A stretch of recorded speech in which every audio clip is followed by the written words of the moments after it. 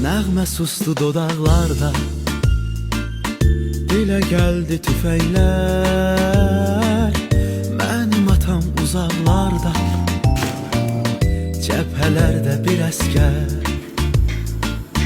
cəbhələrdə bir əskər. Anamızın laylaları nənnilərdə pozuldu. Arzuladıq ilk baharı, İstəyimiz yaz oldu, İstəyimiz yaz oldu. Sən ey uşaqlıq, sən bizdən uzaq düşdün artıq. Desəni yellər